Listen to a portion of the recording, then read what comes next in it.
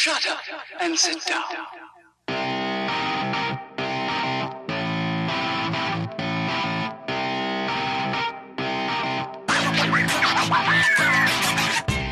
Ladies and gentlemen, boys and girls, children of all ages, wherever you're listening, wherever you're watching, a very pleasant good morning / evening / afternoon. Welcome to No One Asked Us, episode 31. He's Craig Choate. I'm Logan Lee. Plenty to talk about this week, but it'll likely be a lot of football. We'll get to a lot of that here soon. Don't forget, follow us on various forms of social media, in particular Twitter, at No One Asked Us Pod, at Craig W. Choate, at The Logan Lee. You can also send us an email if you have any comments or thoughts, or you want to submit your picks or anything to us at No One Asked Us 2021 at gmail.com. Last week we went a little long, admittedly, and so we're going to do our best to cut back on that. But in the event that doesn't happen, chapter markers are your friend.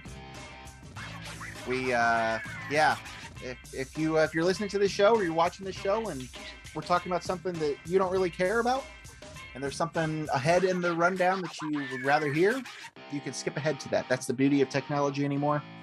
So as I've said many times, chapter markers are your friend. Craig, how was your weekend?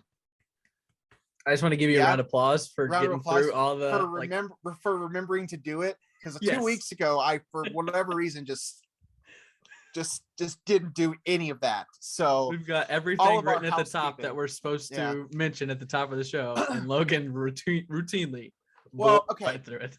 Here's the thing, and I don't know, we haven't really talked about this. I don't know how you do your system. We have our joint rundown that mainly you, but I contribute to, that we put together before every show. And then I know you have a separate one as well. And that is strictly what things you want to talk about and things that I want to talk about. So like on mine, I have my power rankings on there. I have my picks and all that stuff on my separate spreadsheet, and it looks nearly identical to the other one. Mm-hmm. So I just kind of was just going off of mine and just forgot all about everything that was on the other one. So anyway, I'm going to do my best to make sure that I don't screw it up as much this week, because you, my friend, put a lot of time into preparing for this show, and occasionally you have a co-host that just botches it. So, we're here. We're live. We're not live. We're recording this on Monday afternoon, early Monday evening. Breaking news has just happened, and I'm sure that Craig Choate has already put together his hot board for the new USC head coaching position, because Clay Helton is out. Reggie Bush, the new spokesman for Wendy's. Matt Reggie Liner. Bush. Yeah, I'm sure they're going to be on the hot list. So yeah, that news literally just broke. We're not going to spend a lot of time talking about that, since nobody that listens to the show cares about USC football. But it is something of note, because a lot of what we are going to talk about is college football related. So anyway, I asked you earlier, how was your weekend? Anything productive, anything of note that you want to discuss with the fans? Actually, we went back to Chicago last weekend. We had Christy's really close family friend got married on Saturday in Schaumburg. So went to a wedding this weekend. She's off Thursday and Friday, so I took Thursday, Friday off.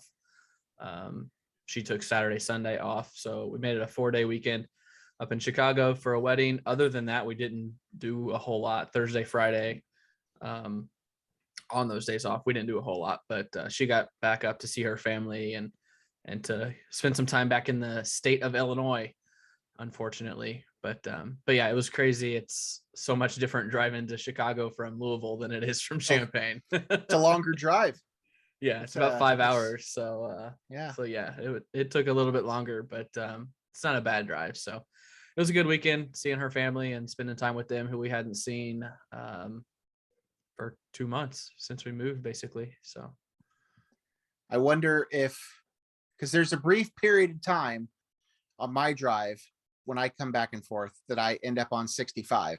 So just picturing at one point you and I pass on your way to Chicago and my way down home. At some point we're going to work it out where we pass on 65. You and I haven't seen each other in person in I don't know how many years. We see each other every week on the show, but maybe one day we'll pass each other on the interstate. Yeah, I think we talked about that. The last time we saw each other was the Illinois Notre Dame game. Yep. You were up here. So, Yeah. a couple things I want to talk about from my weekend. I went back home for a family reunion. Basically, they do it every year. I don't always make it back, but I wanted to make an appearance this year just to see some people and see my family. It's also my mom's birthday, so shout out, happy birthday, Dawn. Happy two birthday, things Dawn. though that came from the reunion. I did talk to a couple people that do listen to the show, so people keep popping up out of the woodwork. Just people that I have some interest, but are just looking for something to listen to. So, shout out cousin Elin. I've mentioned him on the show before, but I didn't mention his name, and he made a point when he saw me to not necessarily call me out, but point out the fact that I referenced him as my relative on Twitter or something along those lines. So shout out cousin Elin if you're listening to this. He made a comment a few weeks ago and I talked about it, but anyway, a couple people that I did talk to are listening. So all the fans out there, thank you for that.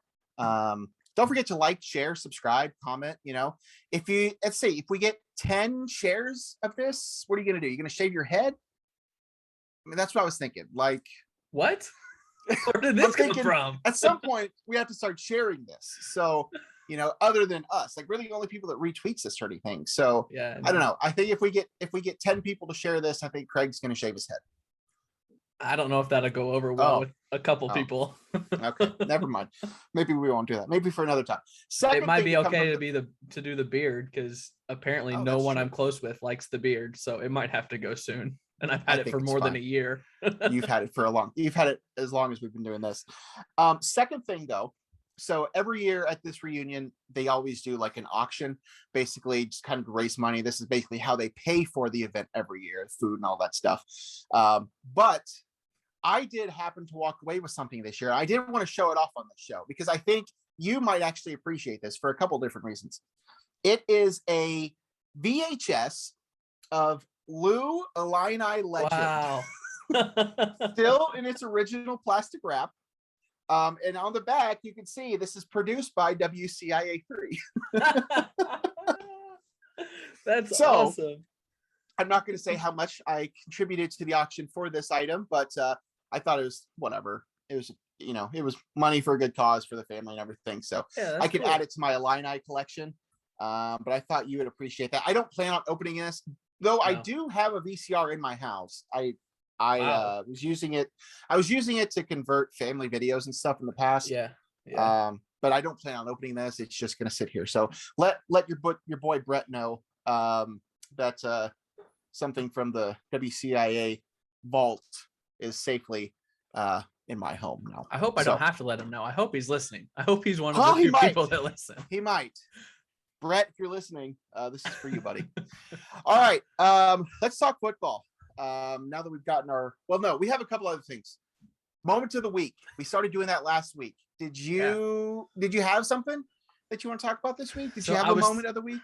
I was thinking about it on the drive yesterday, and admittedly, because we were in Chicago with her family and at a wedding pretty much all day Saturday. I think the Illini game ended and we left for the wedding. So I didn't watch a whole lot of football at all on Saturday. Sunday was a drive pretty much the whole time. So I got back. We walked in the door at 8:10 in Louisville and the Bears kicked off at 8:20. So I watched Sunday Night Football.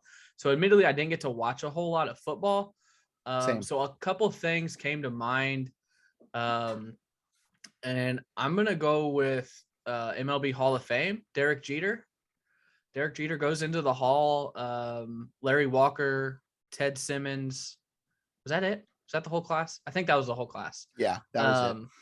But I mean, Jeter was just, and it's kind of debated, I think, because a lot of people don't think he was very good because the stats don't pop off the sheet. But he was one of the best shortstops of our time. He has a similar resume to another player that we've discussed on the show that I don't think exactly has the stats to pad a resume, but has the accolades and a lot of other things that go into it that I think obviously got him in. I think we'll get this other person, he who shall not be named, in as well. Wow. But yeah, based on stats alone, no, I don't think he had that type of career, but he did so much more than that. I mean, he was He was the captain of the best team of that era. The shortstop, had plenty of hits, plenty of big hits, plenty of big plays. He was the face of that team. I mean, he was a no doubt Hall of Famer in my eyes, even though his stats may not have agreed with that. So that I agree that was definitely a big one. Jeter was, I mean, he was one of the names, the faces of baseball when you and I were growing up. I mean, it was, there was you can count on one hand, the names, Jeter and Griffey. And I mean, he was a part of that group of shortstops too. I mean, him and A-Rod and Omar and Omar Vizquel. I mean, that it was a solid group of young shortstops that all came up around the same time. Great players, great dudes.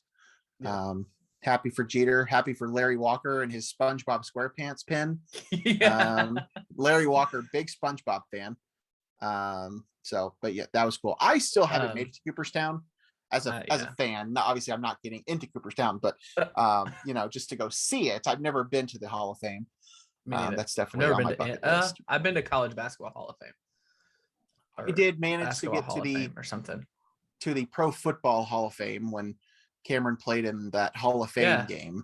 That's the only one I've been to. So Larry Walker's story, actually. I was at Busch Stadium the night the Cardinals traded for Larry Walker. I was at the game. That Larry Walker was a Cardinal. Yeah. It was. Okay, yes. I don't remember the year he was traded, but he was part of the 05 team that won like 106 games. Like that was the best Cardinals team since like the 2000s when they really got good. This run that they've been on, they won like 105 games and lost in the had to been the CS. But yeah, I was at the stadium when they traded for him, and obviously that's before any social media. It's like that's before the internet actually like blew up. But so I forgot how we found out, but I remember being upper deck of Old Busch when the Cardinals traded for Larry Walker. I'll never forget that. Yeah. Yep. Good stuff. A couple other things for me in terms of moments, baseball related. The 9/11 stuff, which we touched on last week. That was my other thing. That was obviously, the whole weekend around the country, everybody was, doing things in remembrance of that. But, I, like you, was busy all day Saturday, got back to my parents' house that night, was able to, kind of rewatch the pregame show a little bit and the stuff leading into the game. I didn't stay up, unfortunately, to watch the whole game, but at that point it was already pushing midnight. So I was pretty tired at that point, but it was still cool. It was still cool to see what the stuff that they were doing in New York at Citi Field with the Yankees and the Mets playing. A bunch of the players that were on the team then in 2001 were there. Joe Torre and why am I drawing a blank on the other man? Valentine throughout the first pitch. So that was definitely cool. Cool to see that as well. And then NFL on Sunday had a lot of tributes when they started their broadcasts and stuff. So there was plenty of that. Rightfully so. I mean, it was we talked about it last week, so I don't want to dwell on it too much, but obviously a big anniversary in our country's history. And I think that the major sports did a pretty good job of, representing that and honoring those that lost their lives and those that served in it and everything else. So that was, like I said, that was my other thing that I thought of bringing up until I thought of Jeter. I know Army football, every player carried an American flag when they ran out of the tunnel. So the Salukis and a lot of other schools wore their military appreciation and like the red, white, and blue decals on the helmets. So yeah, that was my other thing. It was really cool to see all that stuff. Yeah. One more thing, baseball wise, moment of the week. And I'm surprised you didn't mention this, but your boy Albert showed back up at Busch Stadium, like we talked about about this a few weeks ago, a few months ago, when he was originally cut by the Angels, signed by the Dodgers. And I asked you the question, will he be playing for the Dodgers when the Dodgers come to Busch Stadium in September? And I think we both probably guessed no. I don't really remember. But he's still on the team, and he homered. He homered back at Busch. So that was pretty cool. to see that, even as obviously not as a Cardinal fan, but that was just kind of cool to see that happen. I was thinking there was one other thing baseball related I was going to mention. I mean, do I even bring it up? Bring what up?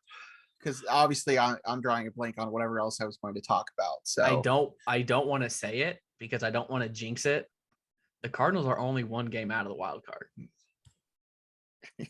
Yeah, sure. And I've kind of been purposely avoiding mentioning it. I've watched maybe 9 total innings the last 4 weeks. I'm not watching. I'm still getting the score updates and following on Twitter, but I'm just not watching the games. And they're a game out of the wild card. And they play the Mets this week. 2 series against the Cubs. The Padres. They play the Padres next week. The Padres just let the Reds. The end of this week. The end of this week, the Cardinals play the Padres. Yeah, the Padres just kind of let the Cardinals and Reds just kind of waltz back into this playoff discussion. So, the Cardinals are certainly not out of it. Neither are the Reds. The Cubs have played well against pretty bad teams. Granted, they're fielding a AAA team.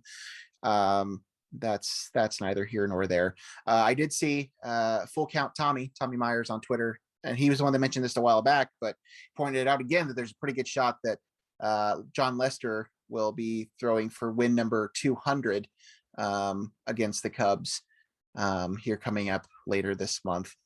So that's something to keep an eye on. And then one other thing for moment of the week. This is not sports related, but if we don't talk about it now, I'll probably forget. John Mulaney and Olivia Munn are having a child. Oh my God. That's it. That's all I just needed to say. A big John Mulaney fan.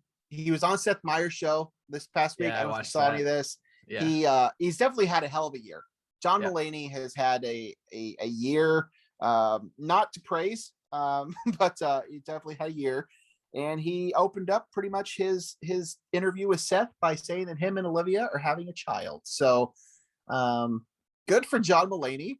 Yeah, no kidding. I don't know, man. Love Mulaney. Olivia Munn, she's great. I can't believe that's a thing that's happening, and now they're having a child. So it's a downgrade for her. Yeah, well, went from Rogers to that.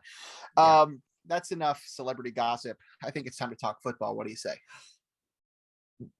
Sure. No? Okay.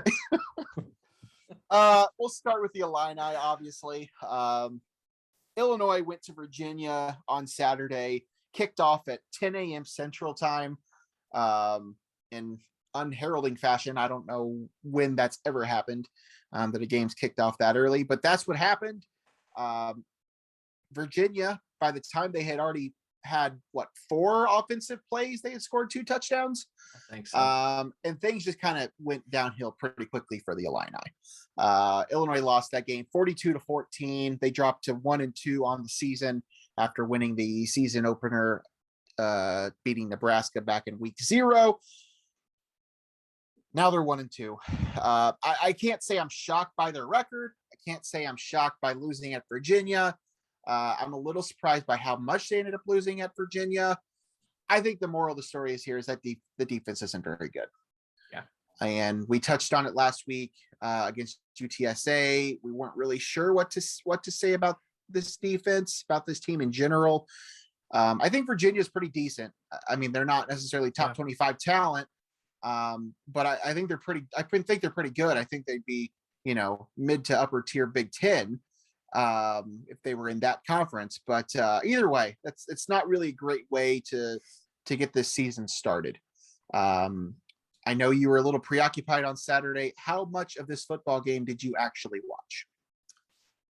I had the ability to watch the whole thing. Did I watch the whole thing?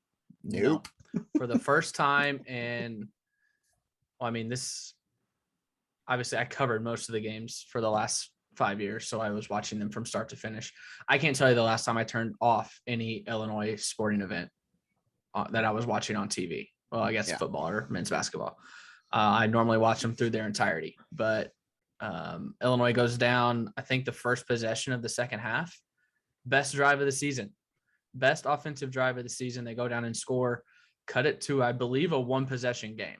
Right. And I was thinking, all right, if you get to stop here and you score, this is a whole new ball game. And the offense I'm exaggerating here, but I think the offense gained 5 yards after that point. Yeah. And when I think Virginia took a 30 something to 14 lead, I was like, all right, I'm turning this off. Cause at that point, other games had kicked off. I turned on Ohio State, Oregon. And then I tuned out. Under normal circumstances, this team would be 0-3. The only reason I was thinking about this, only reason Illinois beat Nebraska is because Nebraska had no idea what Illinois was going to do. Yeah. And Scott Frost said that after the game. After the game, he said, once we saw what they came out in on defense, our game plan was toast because we did not prepare for that. That's the only reason Illinois beat Nebraska. If Nebraska had a week to scout the tape that other teams have on Illinois now, 0-3. Yeah. I think it's a bad football team. Yeah, no, it is. It is. I think we were, cautiously optimistic going into the season. Neither of us had them to be, contending for much in terms of the Big Ten or even bidding for a bowl game. But I don't think we expected them to be playing this poorly to start this season. So definitely disappointing and discouraging. I will say, in our predictions, I had them at 1-2 at this point. So I have the record right, but I would have felt better had they lost to Nebraska, beat UTSA, and been competitive within 14 points of Virginia. But what the results that we've gotten, this is a 3 or 4 win team, not a 5 or 6 like we thought, or like we were pretty confident after Nebraska. We were like, oh, well, there's 6 wins right there. That's just not going to happen. Well, and I'm not going to sit here and try to dissect the schedule again. And I know we've already done this a few weeks ago, but I'm not sure where they're going to get 3 more wins. No, they're not. Maybe 2. I don't know. I just don't see. And I haven't watched a ton of Big Ten football outside of Illinois, just a couple games here and there. But I don't know where it's going to come. I mean, they might have some fluky upset over some mid-tier Big Ten team at some point. They might get lucky against a pretty bad Northwestern or something like that. Yeah. But I don't even think Northwestern's that bad. So I don't know. It's definitely not the way that we hope the season would start. We'd hope the Brett Bielema era would start. Started off strong, 1-0 with the win over Nebraska, and then everything has gone pretty much downhill since. So Illinois loses 42-14 at Virginia in week 2. Technically, that's going to be really confusing. So they enter into week 3, 1-2. Now they get Maryland, who, according to our stat department, this is the second meeting ever between these two Illini schools. Stats and Notes tweeted it this morning. Wow. This afternoon. Yeah, second meeting ever. And it's the first time that Maryland has played a football game in Champaign. Yeah, and the first meeting ever would have been only 3 or 4 years ago, because I remember Brett made the trip out there, and it ended up being a blowout, I think. Yeah. So Maryland has looked all right. What are they? Are they 2-0? 2-0 to start. Yep. So we'll just have to see. I don't have high expectations for Illinois, although this is a home game. So they have that going for them. And this is a Friday night game as well. I don't know that makes a difference. This is not really of utter importance, but I was reading an article. My cousin, who's the nutritionist, there's an article about her in the News Gazette. She made a comment about the schedule. I hadn't really thought about it, but it is such a wacky schedule that they have in September. They went from a week 0 game at noon to a what was week 2? A night Saturday game week game. Yeah, night game week 2 to a 10 in the morning game on week 2. I don't even whatever to now a Friday night game. The point is their September schedule is just kind of wacky. The amount of varying start times and all that stuff. But anyway, Maryland comes to Champaign on Friday night. And as I said, the Terps are 2-0. I don't know. We'll just see what happens. Brandon Peters sounds like is going to start, according to Bielema today. So that is at least positive. So hopefully Illinois can look a little better under their QB1 than they have under Art Sitkowski the past couple of weeks. But we'll just have to see. As I said, I'm not entirely optimistic. I'm going to guess you probably aren't either. I mean, is this a game you think Illinois can win? I think they can just because it's Maryland. It's not Wisconsin or Iowa or Penn State. Right. But part of me says if the defense is the problem, well, Maryland's offense is what wins them games. So you're going to have to score about 60 points because your defense is probably going to give up 55. Like it's going to be one of those type games. Maryland is a 7.5 point favorite. The over under is set at 59.5. So they're expecting a lot of points. That's a 35-30 game right there. So I don't know.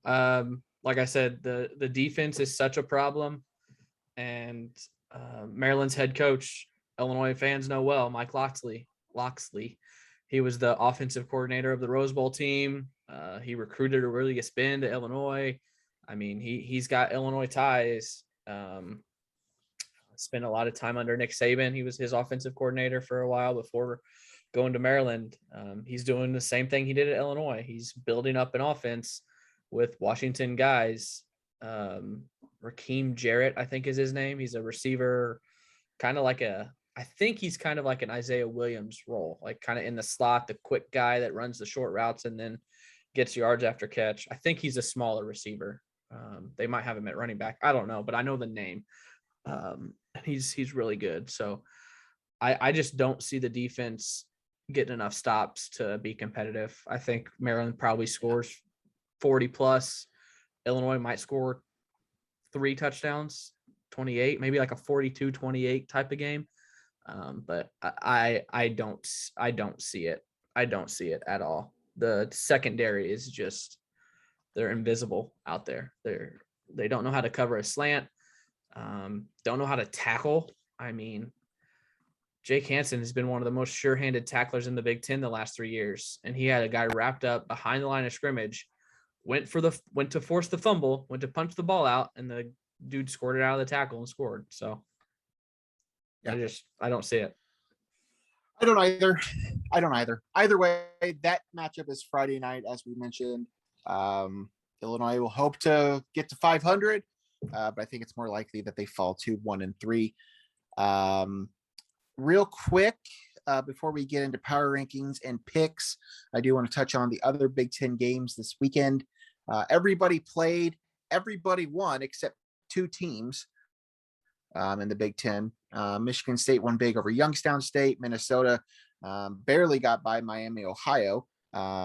Northwestern beat Indiana State by a few touchdowns. Rutgers did win at Syracuse by 10. Purdue shut out and destroyed UConn, which is not to be surprising. Penn State beat Ball State. Nebraska beat Buffalo. Wisconsin beat Eastern Michigan. Indiana scored big, 56 points against Idaho. Maryland was huge against Howard, 62-0. Michigan beat Washington. And then the big win for the Big Ten was Iowa going to Iowa State and winning that one by 10 points. So Iowa's looking good so far this year.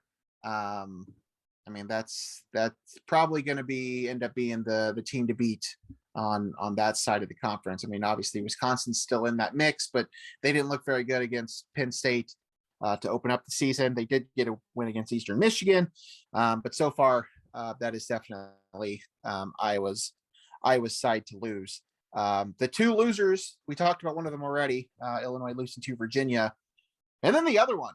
This was probably the shocker. This was the shocker of the day.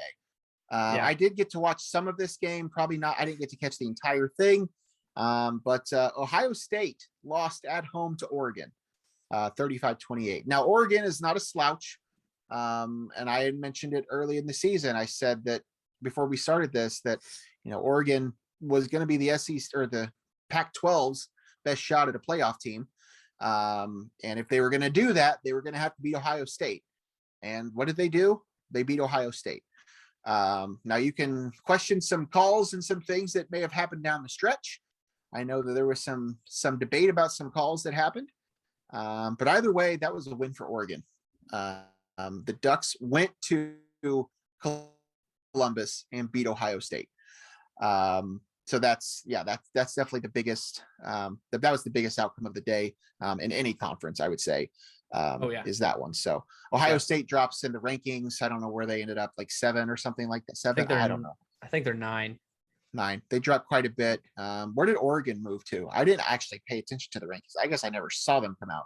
You put them down on here, but for some reason I just missed that. Okay, so Oregon jumped up quite a bit. I think they were like 13 or something. So they jumped. Yes. Okay, so they jumped quite a bit.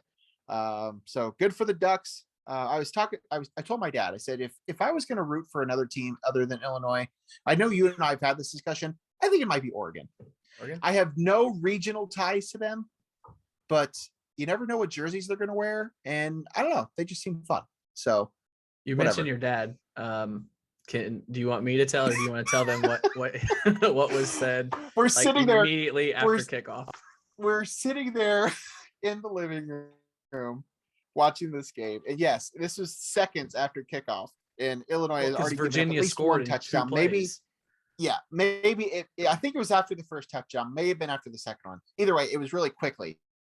And my dad looks at me and he says, "I'm not sure I want to follow Craig on Twitter today." That's good idea, Tim. That's what I replied. I said that's totally understandable. Things to say. So actually, I felt like anyway. I think it was probably because, like I said, I was in Chicago with Christy's family. I think I 1, 2, 3, 4, 5, 6, 7, 8, 9 tweets during the game. Is that a record low for you? That might be a record low. Yeah. I'm actually surprised it was that many.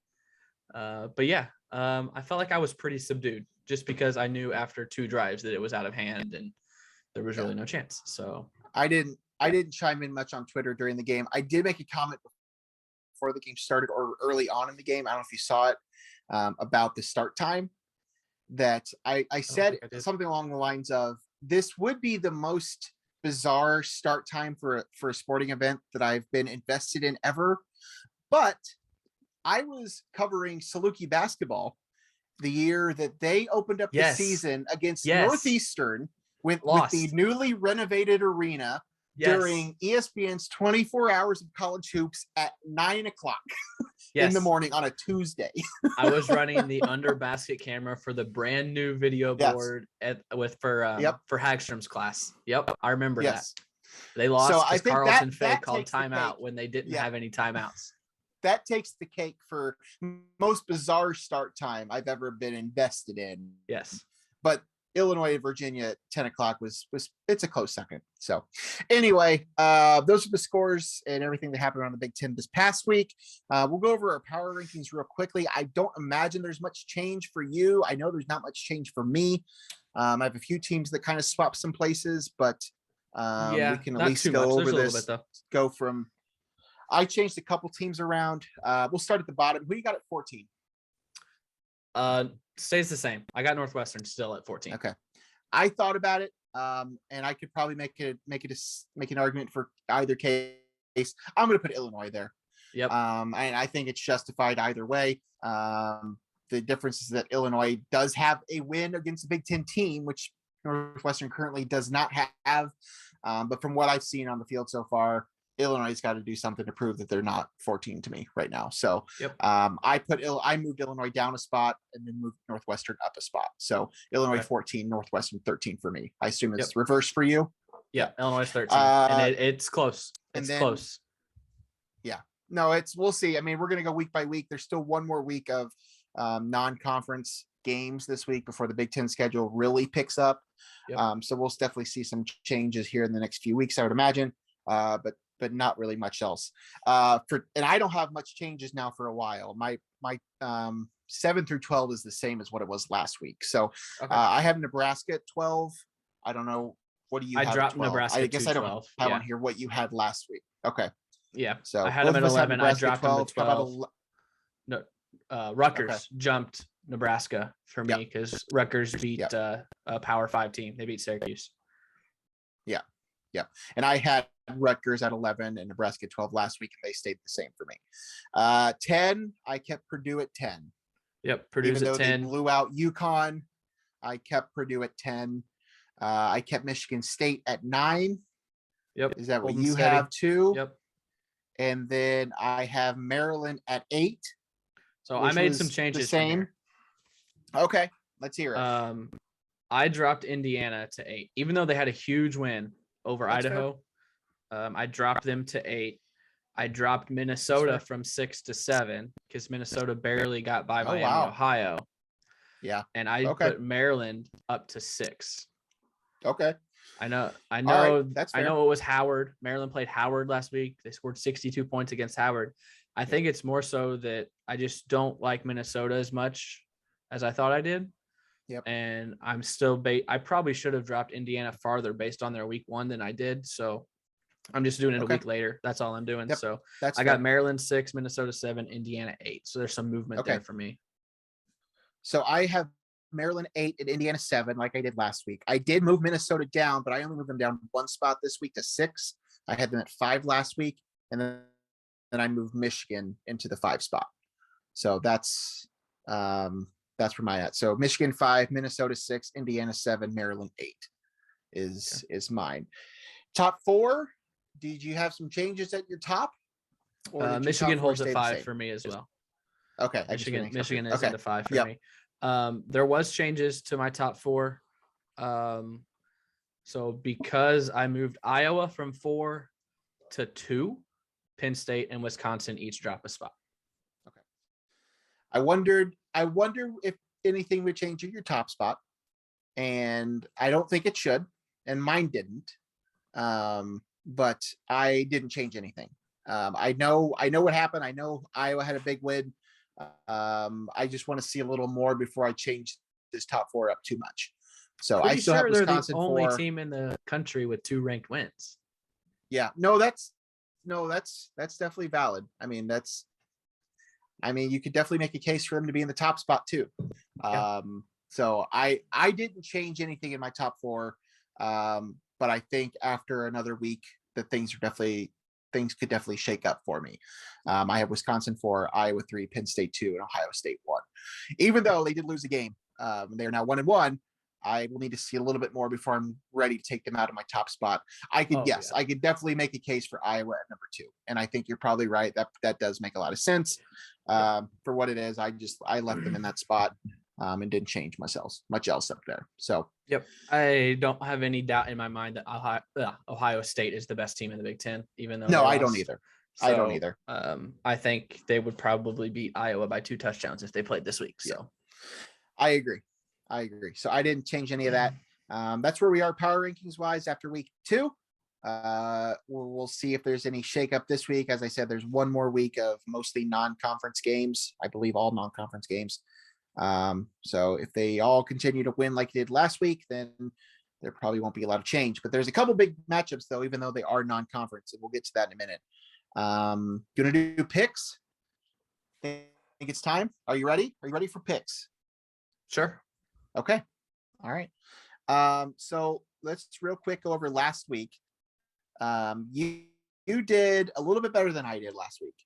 You went 15-5, 13-1 in the Big Ten, 2-4 nationally, bringing you to 27-13 overall. You have now taken the lead over me. I believe I had a 1-game lead over you going into this past week. I went 13-7 overall. 11-3 in the Big Ten, 2-4 nationally. Neither of us did very good on those national games. No, there was a couple shockers, or I don't know if I'd call them shockers, but neither of us did very well. So Texas, I dropped to Tennessee. 26. Yep. Texas and Tennessee, I think, were the big ones. Did USC. you take Southern? You took Southern. Did you take Southern? But you didn't. No, I know I did, but I didn't remember if you did or not. Okay, no. So it was either close, way, though. I dropped to 20. They almost pulled it off. I know. Would love to see that. That would definitely have been cool. But a lot of good pictures that came from that game. the photos of Chris Lowry and Nick Hill down there on the sidelines. And then Mike Reese posted one of him and Gene Green and Bruce Weber and Chris Lowry. Then Reese had Weber on his halftime show. I haven't listened to that yet. Later on. Yeah, it's a good listen. Should definitely check that out. But yeah, Southern lost to Kansas State. So that was one of our games last week. So I'm 26-14. Craig is 27-13 going into week 3. Let's start with the dogs. We've done them every week. Let's start with the dogs. Did you even put those I didn't put it on there. I forgot, but I'll look it up right now. We'll just go who do by they play? Seat of our pants. They play because I'm not Dayton. even sure who they play. They play Dayton. I know nothing about Dayton football. Exactly. So that's what you need to know. I think we're both going Salukis. Correct. Go Southern. Go Southern. Dayton is 1-0. They beat Eastern Illinois last week, 17-10. Are they in the Pioneer League or whatever that thing's called? That's a good question. I don't know. Non-scholarship thing. They are. They are in Pioneer Football League. Yeah, that was my guess. They play in that non-scholarship football league with like Butler and Drake and I don't know who else is in that thing. But do you want to know? All right, go Dogs. Sure. Let me know who else is in the Pioneer League. Stetson. Presbyterian. Oh wow. Oh, this is a big jump. Have you heard the story of Presbyterian? Geographically, no. Maybe they never punt on 4th down. They won their first game. They won their first game 84-43. Yeah. They won their second game 68-3. Gotcha. Yeah. Okay, 152 points. So they're in it. I was just thinking geographically because Stetson is down near Daytona Beach. So that's a haul. Okay, go on. Yeah. Davidson, Morehead State, San Diego. Holy cow. Valparaiso. Wow. They're coast to coast. Yep. But was I right on Butler and Drake? Are they both still in it? I believe at one point they were. Okay, cool. Yep. Point me. All right. Home opener for the Dogs. So go Dogs. Go Dogs. All right. The other national games we're going to talk about. First off, the battle in the SEC for the belt. The Roosevelt belt is up again, up for grabs after Alabama beat Mercer last week. Alabama goes to Gainesville. Both teams are obviously ranked. Bama's number 1, Florida's 11. Both teams are 2-0. Craig Choate, what do you got? I would love to see Florida do it, but I don't think they do. I don't know that Alabama loses this year. I'm taking the Tide. They're playing the number 11 team in the country, and they're a 15.5 point favorite. That is insane. Yep. Yeah. Roll Tide. Going with Alabama on that. They'll retain the belt. Arizona State, number 19 ranked team in the country, heads to BYU. Both of those teams are also 2-0. Both of them also ranked in the top 25. BYU is number 23. Who are you taking on this one? Oh, taking the home team? Yeah, in Provo? Because Arizona State's favored by Vegas, but it's in Provo. I love taking home underdogs, but I don't think I'm going to this time. I think I'm going to roll with Arizona State. Okay. I'll take BYU. Don't really have a lot of reasons, but I'm going to take BYU. If BYU still had Zach Wilson, I would probably take BYU. Sure. Yeah. He's a JET at Jets. The other game we're going to do nationally is the team that Illinois just got throttled by last week. Virginia goes to North Carolina. The Tar Heels are 1-1 on the season, ranked 21st in the country. And Virginia, after beating Illinois, is now 2-0. Are you taking Tar Heels at home, or are you going to take Virginia on the road, red hot, off of their win against the Illini? Tar Heels a 9-point favorite at home. Seems a little low. Maybe I don't know.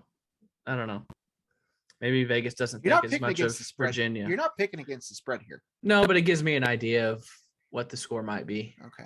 I'm going to stick with the Tar Heels. I wasn't impressed with them week 1 when they lost to Virginia Tech. But I would think that they might have it turned around. Virginia looks so good against Illinois, though, but they were playing Illinois. I'm going to go with North Carolina. I think I'm going to roll with the home team. I will as well. I'm going to take North Carolina too. Okay, we're going to move on to the Big Ten. Got a few of those games to go over. We're going to start with Nebraska, who is 2-1, winning 2 straight since they lost to Illinois in week 0, going to Oklahoma against the number 2 team in the country. Is there any chance that Nebraska upsets at Norman? Man, it's a shame that Scott Frost didn't get out of this game like he asked to. Man, it's a shame. No, I think the Sooners win. Lions 22. I think they cover.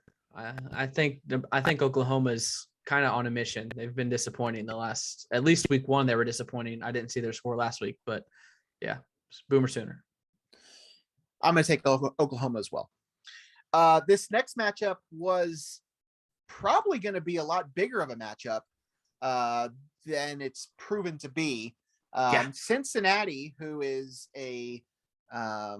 becoming quite the power at football, and we'll talk about the conference realignment stuff here in a little bit. That's a different topic. But Cincinnati now ranked number 8 in the country, 2-0 on the season. It's going to Indiana.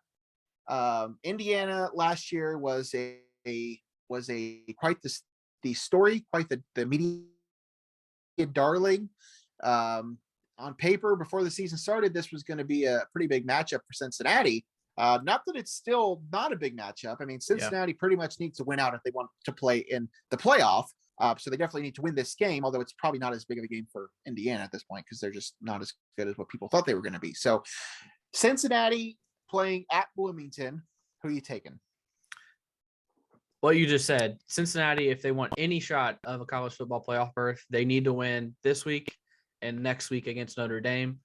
Like a lot of talk about the program right now with their move to the Big 12, which we will talk about. So I think they're going to be ready to play, and I think they beat Indiana in Bloomington. I will take Cincinnati as well. I think they're far and away the better team, and they have a lot they're going to be playing for.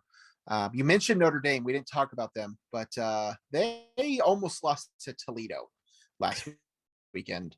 I don't know if you caught any of that game or not. But that's definitely the talk of the town up here in South Bend. Holy moly. On your Peacock subscription, I see. Because, you weren't getting that on NBC television. Did Notre Dame really lose if it was on Peacock and no one saw it? I don't know. But when you work at the NBC affiliate in South Bend, those phones, man. Phone calls. All right. Michigan State travels to Miami, Florida. The Hurricanes, 24th in the country. They're 1-1 on the season. Michigan State is 2-0. Do they go to 3-0, Craig? I want to pick Michigan State so bad.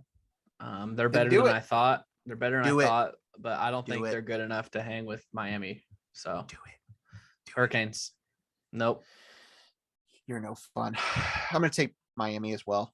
I don't really think Michigan State has a shot. I think they are better than I thought they'd be, better than both of us thought they'd be, but they ain't that good. Michigan is proving to be a little bit better than we thought. Not that they've had to beat great opponents at this point, but they are 2-0 and now ranked 25th in the country. They host Northern Illinois. I'll start. I'm going to take Michigan. I don't know that Northern Illinois has enough to get past Michigan. I'm not sure they are, top tier Big Ten at this point, but they're looking a lot better than I thought. Yeah. Northern is a pretty good MAC school, I think. I think they're going to do well in the MAC, but I don't think they can compete at the Big House. So, yeah. Give me the Big Blue. Go Maize and Blue. Minnesota is on the road. They go to Colorado. Yeah. Minnesota, we talked about their season's probably not going to go the way they'd hoped now that they are down their best player. Their running game is definitely going to take a hit. Is it enough to lose at Colorado? I don't know.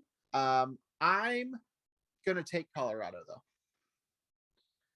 I just don't know that Minnesota has what it takes at this point. They're a 2-point favorite, so Vegas thinks they're going to pull it out. I'm going to rock with the Big Ten. I'm going to go Minnesota. That's fair. They played one game without Mo Ibrahim to kind of get their feet wet and see how it's going to work without him. Now they go west and they pick up a win for the Big Ten. And that's probably going to be the game that you increase your lead on me, I think, is how this is all going to shake out. Purdue goes up north, heads up to my neck of the woods for a battle with the previously mentioned Notre Dame Fighting Irish. Both those teams are 2-0, although, as we said, Notre Dame barely got past Toledo.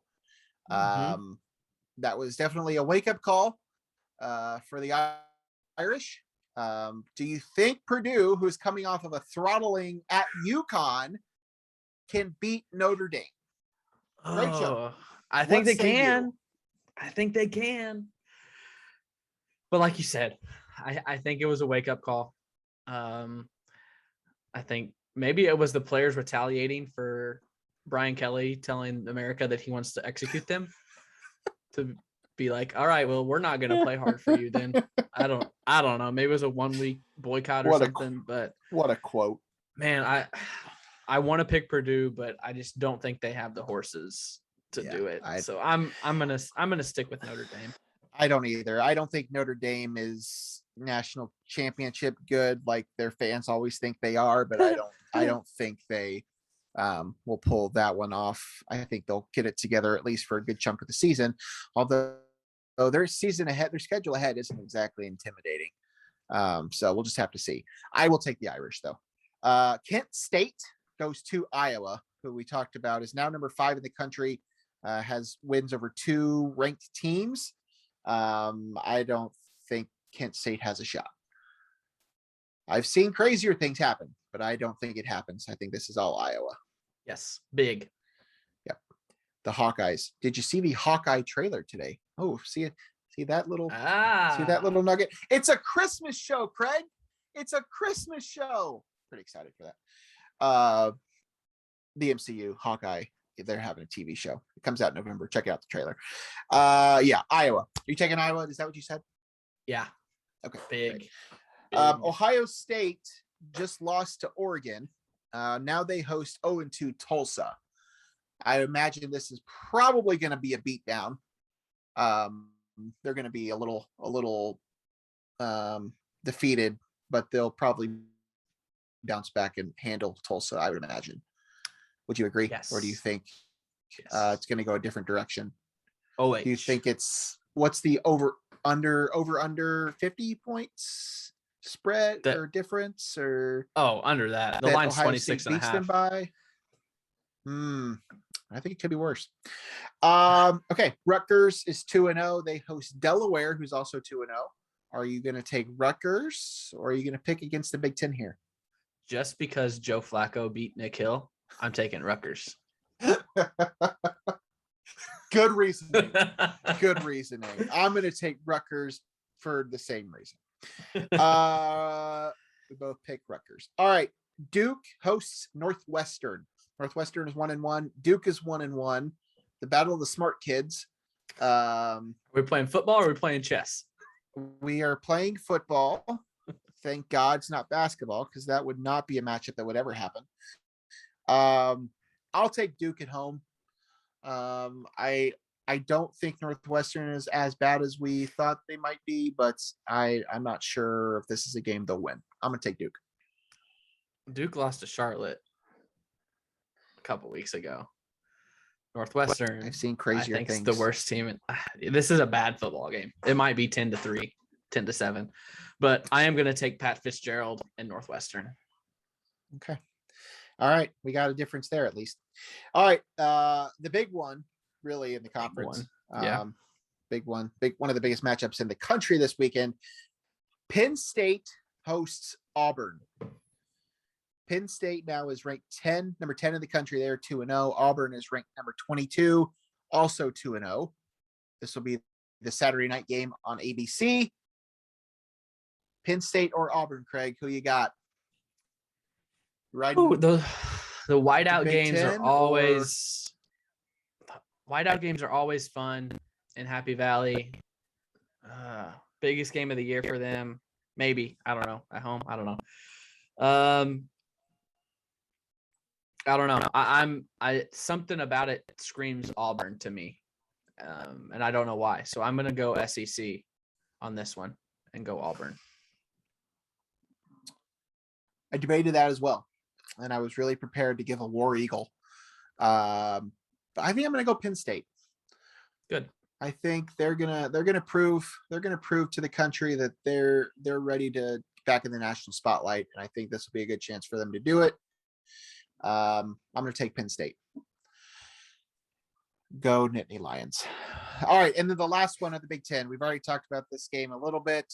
I think we already know where we're going with this. Maryland at Illinois, Friday night. Maryland 2-0, Illinois 1-2. I'm taking the Terps. Craig, you're taking the Terps, right? Is that a demand? That's a question. Okay. Are you debating? You're debating this? No. Maryland. No. Okay. Probably by 2 scores. Yeah. All right. We had a small delay right after that last segment. But we are back and we are ready to finish this show. So for those of you that are listening at home, you wouldn't even realize there was something different. And if you watching, you probably realize that the lighting's a little different because it's much later and it's much darker now. So anyway, we had a few more things we want to talk about before we wrap things up today. We're going to stick with college football here a little bit. We talked about it earlier in the show. Clay Helton fired at USC after 2 weeks of football out in Southern California. I mean, I guess it's been a few seasons, but I mean, we're literally in week 3. We're about to start week 3, not even week 3 of the college football season, and he's already out. So I don't know what's going on there. We might know more tomorrow. I can't imagine anything's going to happen this year. They'll probably let the interim coach run through the rest of the season, and then who knows? I've already seen Urban Meyer's name pop up 15,000 times on my Twitter timeline in the last few hours since that dropped.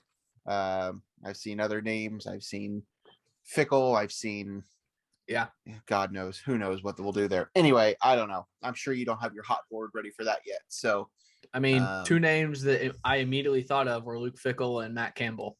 Yeah, those are the 2 that popped right in my head. I'm reading something here already that mentions Bob Stoops, James Franklin, Mario Cristobal, but would you leave Oregon for USC right now? I wouldn't. I'm not sure. I'd leave Penn State. Yeah. Chris Peterson, former Boise State and Washington coach, West Coast ties. Yeah. So, I mean, it's a good job still. So they're gonna pull names. I'm kind of surprised that Clay Helton. I mean, I didn't know a whole lot about him when they hired him, so I don't know. He was an in-house guy, I think, but. I mean, I think they're ranked in the top 15, top 20. I know they just pretty much got trounced by a bad Stanford team, but it's a national brand opening, so they're going to get some names, and it's a brand that should pull a pretty good coach. Should. Yeah. I'm not saying it's going to. Absolutely. But either way, that just dropped tonight, as right before we started recording this on Monday. So maybe by the time this comes out, we might know a little bit more. And the other thing regarding college football that we kind of hinted at a little earlier is that we got some more news about expansion with the news that Cincinnati, Houston, BYU, who's independent, yes, and UCF are they officially going to join, or have they been invited? What was I think it's official. I think it's official. Those 4 teams are going to join the Big 12, which listen, you're not going to replace Texas and Oklahoma. Yeah. Those are just 2 of the biggest brands in all of college sports. So you just weren't going to replace those. And then once the alliance formed between the Pac-12, the ACC, and the Big Ten, and the Big 12 was left out, they had to scramble. And listen, man, I know that football runs the world, but this is a hell of a move for basketball.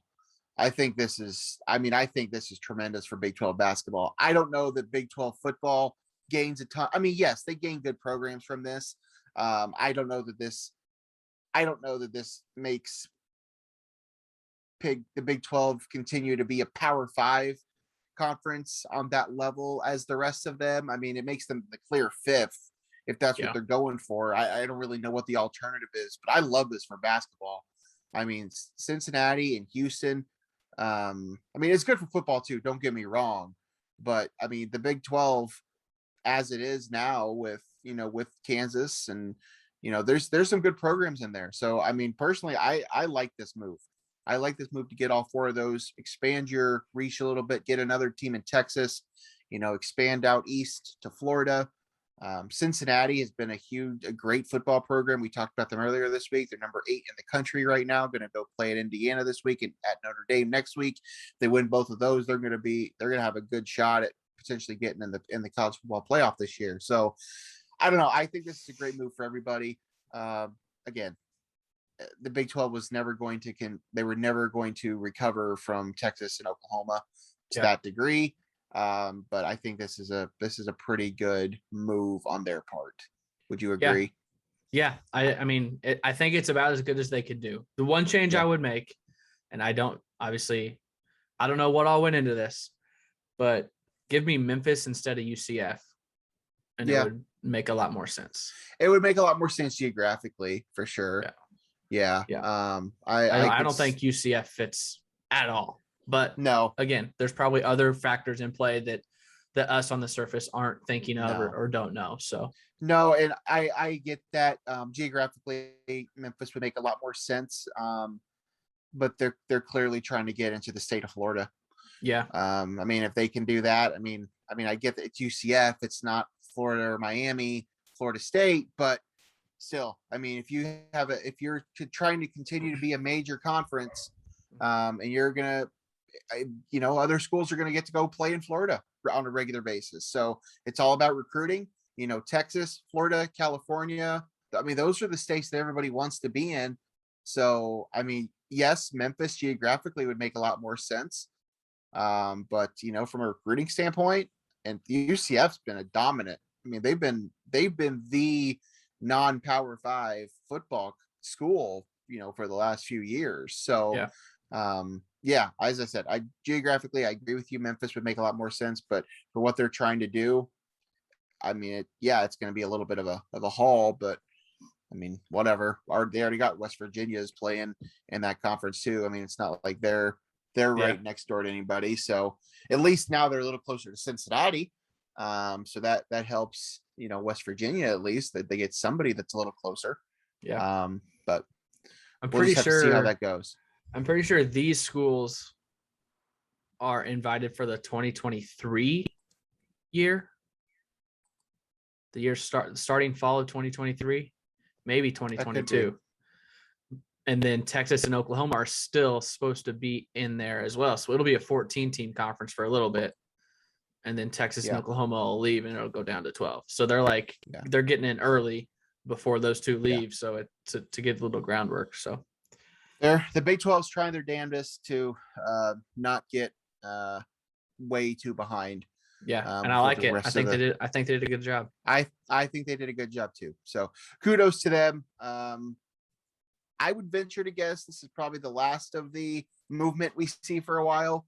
Yeah. I think with that alliance that formed, I think this was probably the last move that we'll see in this cycle of realignment, I would guess. So good for those schools, good for the Big 12. I like it.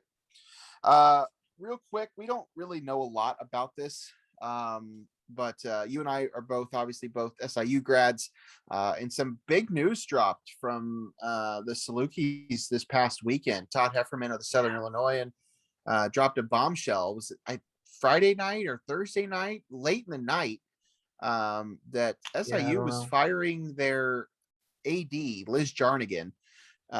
Liz had been there. She was brought on by Jerry Kill when he was overseeing the athletic department a few years ago. And then when Kill left, she was promoted to essentially replace him. She did not make the hire of Nick Hill. She did not make the hire of Brian Mullins. She was involved in the Mullins hire, but she did not make the hire. Then she had to go through the COVID year. And I don't know what's going on. But Saluki football is a top 10 team in the FCS right now. Saluki men's basketball seems to be on the rise. I think Brian Mullins is the right man for that job. Saluki women's basketball has had some good seasons. I don't know what this is. We've not really seen any information. Neither of us have really tried to dig into this to figure it out. I don't think that's really our jobs to do that. We're not really reporting on the situation, but it was a bombshell. It kind of threw everybody off that followed it. The few SIU people that, obviously they're keep up with it, were very confused when this information dropped, over whatever date it was, Thursday or Friday. It was before the Saturday game at Kansas State. So yeah. I have no idea. I assume you are in the same boat. You haven't heard anything. You don't know anything. You don't have any speculation on what the heck's happening here. Yeah. I asked one person that lives down there, not in the media business. Like, that's not their job either. But someone that I converse with regularly, and they were just like, it doesn't make any sense. Like, it makes absolutely no sense.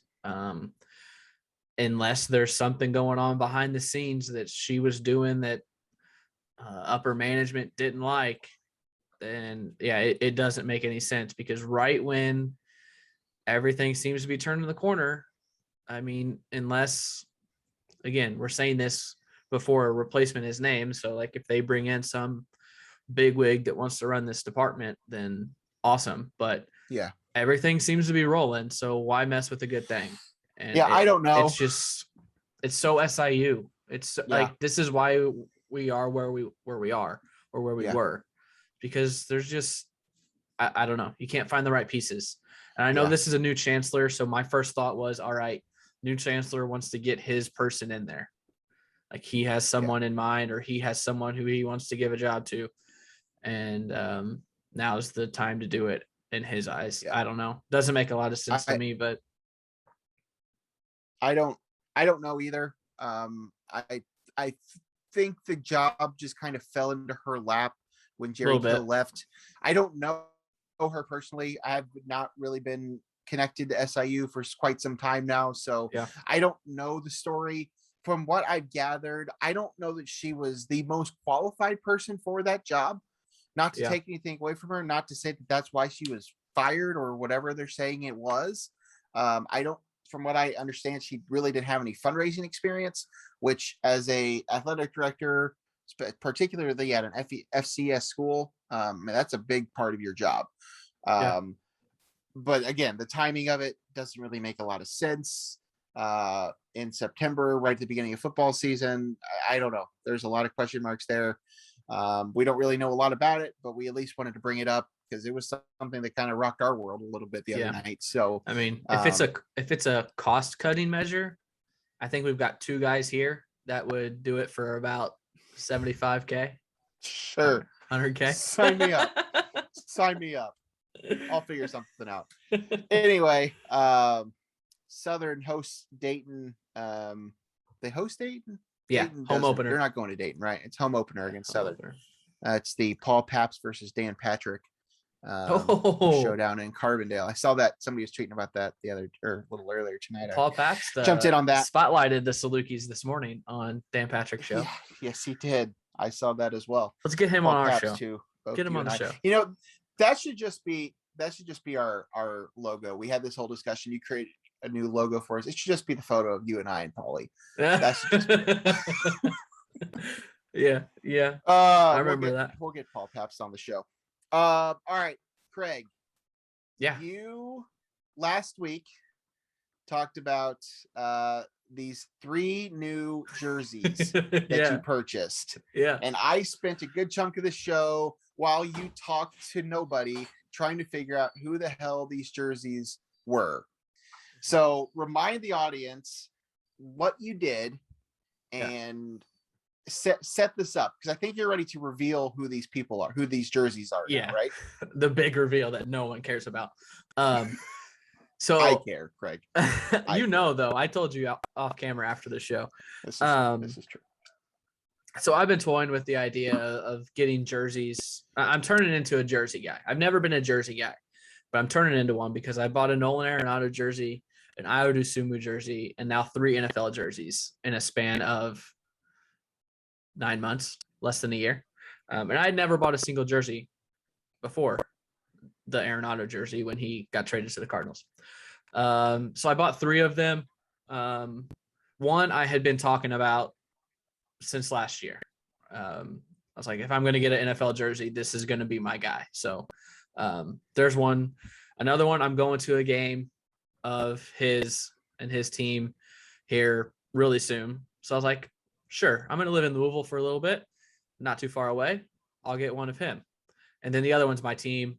So just had to pick one and roll with it. So I did research though. I looked up to see what star player on that team was under contract the longest, because I didn't want to get it and then him leave in free agency in the offseason. So of course. So yeah, got all 3 ordered, and they came in over the weekend. One came in on Monday today. So got all 3 of them now, ready to roll.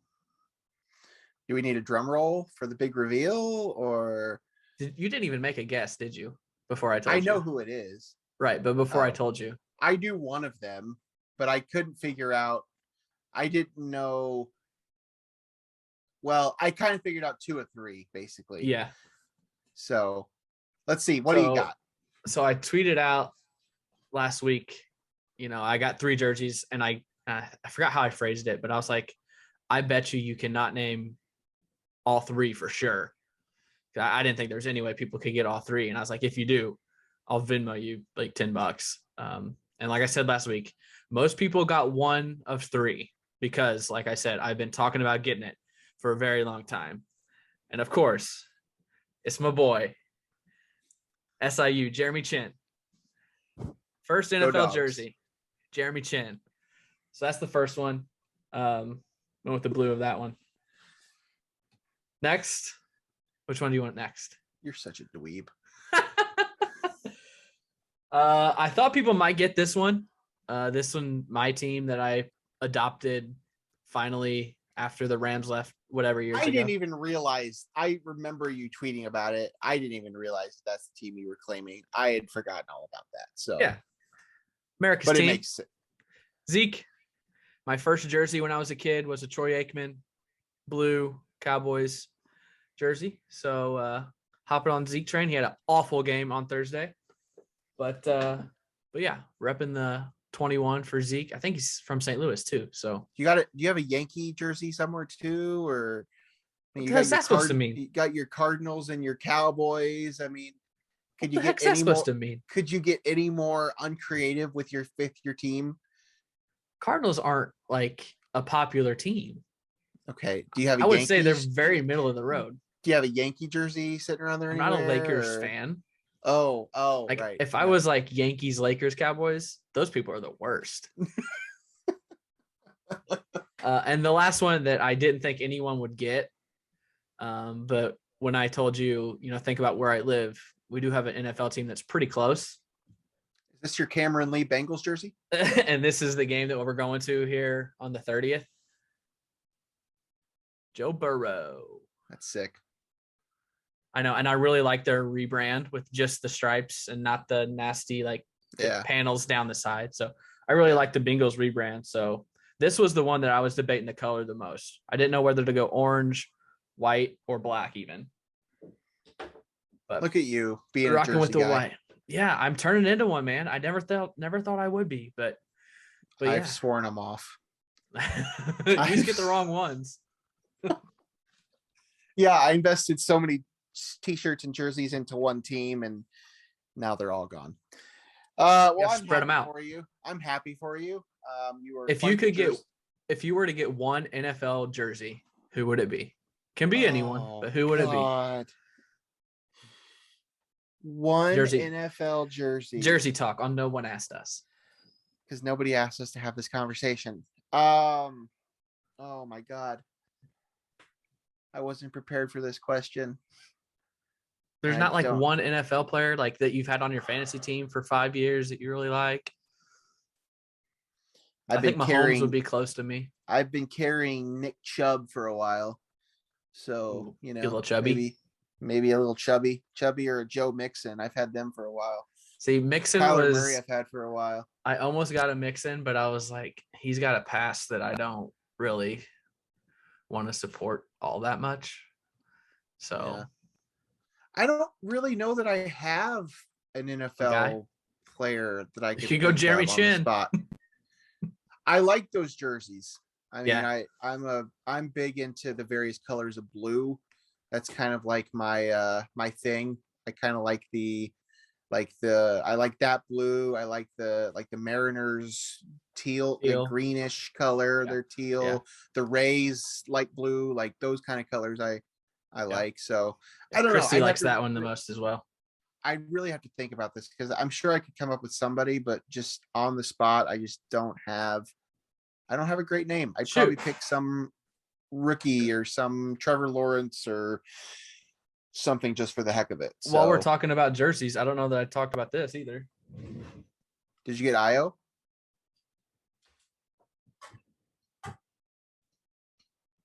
Oh, look at you. I went Chelsea jersey too. Captain America. You are an official collector. Wow. All right, that's enough jersey talk for those that are wondering. No one got it right. No one got all three. A couple people were close. I had someone guess CeeDee Lamb, Joe Burrow, and Christian McCaffrey because I tweeted out pictures today. I tweeted out close-up pictures, like to give people a hint on who they would be. Yeah. And someone else said Wilson. I guess they thought Russell Wilson for the Cowboys, but yeah. All right, enough jersey talk. Let's finish this out. Okay. Moving on. Because really, I'm sure no one cared about that segment. I'm sure. I'm just happy for you that you have become such the jersey collector. Big brother, as we usually end this show, we are finally down to the final six. And as expected, it is the cookout. All 6 members of the cookout have made it to the final 6. You shake your head in disgruntledness or because it's boring or yeah.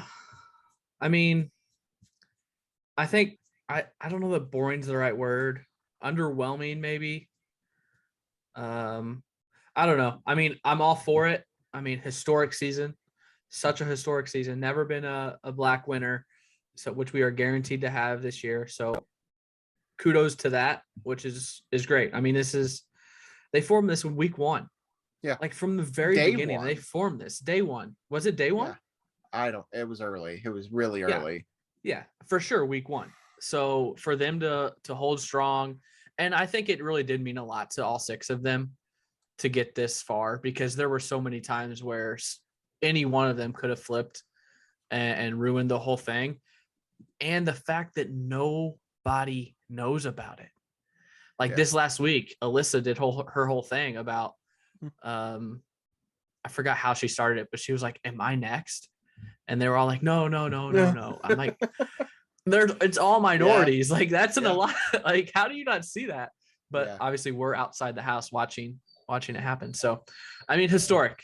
Kudos to them. I'm happy to see it. I really am. But it's cause for a pretty underwhelming season. I'm hoping now.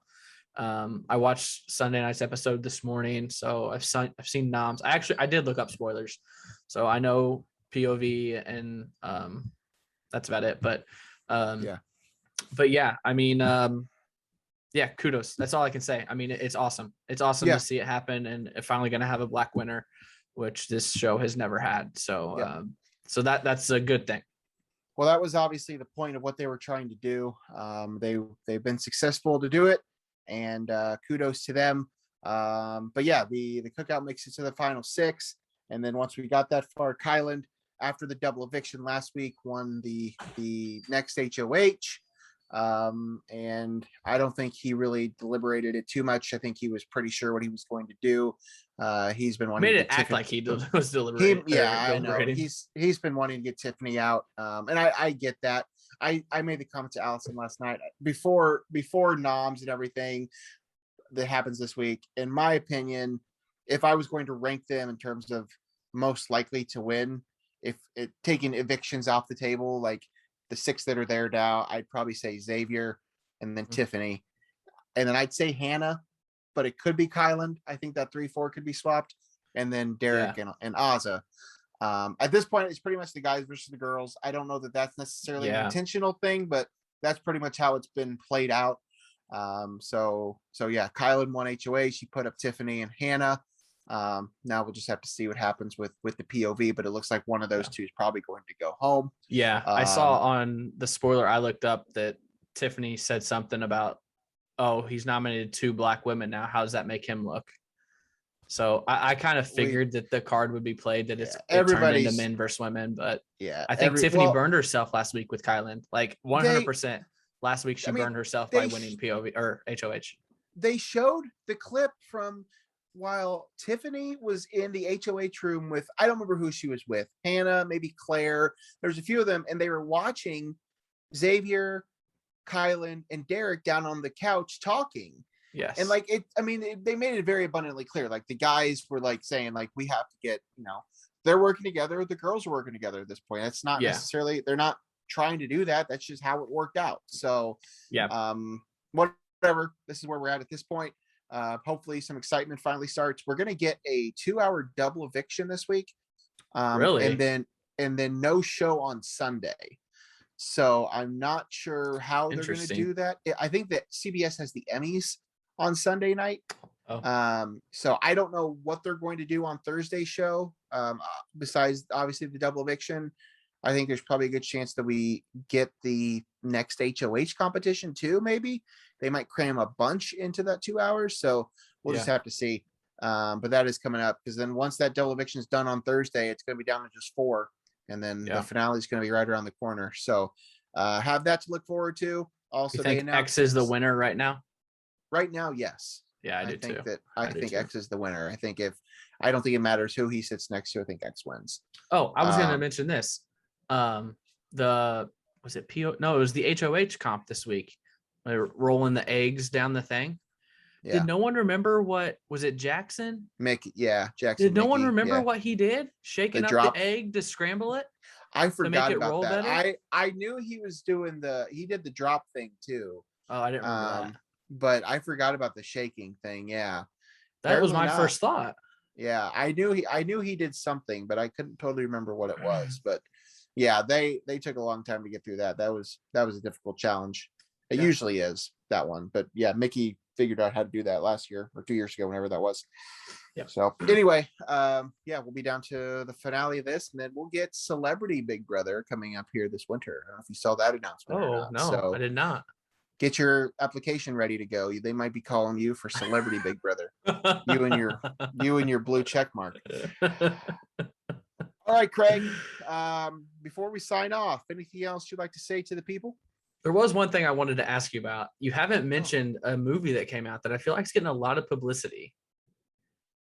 The new Cinderella. I've not watched it. It's gotten a ton of commercials and marketing and stuff. I've not watched it. I'm not against watching it. I just haven't done it. I know I'm not really all that interested in it.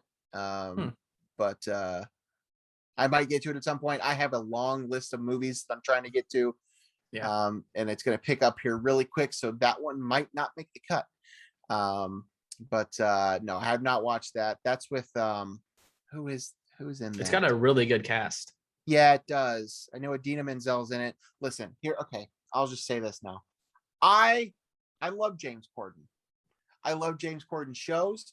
I love Carpool Karaoke. I know what you're going to say. I think the man is great. I think that James Corden, Josh Gad, and I would be best friends if the three of us would hang out. But let's just stop putting the man in movies. Like, he's a movie killer. He's just a movie killer. He's just, and it's nothing against him. Like, Into the Woods is fine. He produced this one, though. I actually enjoyed The Prom. It wasn't very good. I enjoyed The Prom. I forgot about that one. Like, just stop throwing him into these movies. And yes, you're right. He was a producer on this movie. Again, I love the man. I think that him and I would be great friends. And if we were ever to be in that situation, I would love to be him. Wish I had his talent, all that stuff. But let's just stop throwing him in every single movie musical that comes out. I'm surprised he's not in Dear Evan Hansen. Like, I really am. Like, I'm surprised. You don't know that he's not. That's true. I have started hearing reviews about that movie. I've heard some mostly positive reviews, but I have heard a few somewhat negative things about that movie. But either way, that comes out here in a couple weeks, and I am stoked. So I didn't see any movies this week. of note. I got a couple I'm going to try to get to this week, and then it really starts to pick up here in October. So we started not a movie, but we started Clickbait on Netflix. I've heard a lot of people talking about that. Yeah, watched the first episode, pretty hooked on it. Started the second one, but Christy fell asleep, so we stopped it about 5 minutes in. Yeah. But yeah, it's interesting after only one episode. It's really interesting. Yeah, I've heard a lot of people talking about that. Allison's going through Falcon Winter Soldier because she didn't watch that the first round when I went through it. So she's been doing that. But we were gone all weekend, and we got all sorts of stuff going on this week. So I don't know how much I'll get to this week, but yeah, I think that's probably it. I think we should probably wind this puppy down. So one more time, anything else, Craig? Are you good? Are you? That was a long pause. Are you ready to shut it down for the night? Yeah, sorry for the delay. We started recording at about 5:30 and it's 10:30 now because you don't have to apologize. We had a delay. The people won't know the difference. No, I was apologizing to you. Oh, you're apologizing to me. Don't apologize. Yeah. I have nothing going on. My life is pretty simple. So, all right. Don't forget to like, subscribe, comment, share. Share. We would love to get some more eyeballs and listens on this show. If you're enjoying what we're doing, hit us up. Let us know. If there's something you'd like to see us do differently, hit us up. Let us know. Follow us on Twitter. No One Asked Us Pod. That's kind of scary for asking people what they want us to do better. I mean, we can take all the, it doesn't mean we have to do it. Scrap it all. This show sucks. Well, if that's the case, y'all just don't need to listen. At No One Asked Us Pod, at Craig W. Choate, at the Logan Lee, and then we're at No One Asked Us 2021 at gmail.com. For Craig Choate, I'm Logan Lee. We'll see you guys next week for episode 32 after what will likely be another Illinois football loss. Till next time, bye!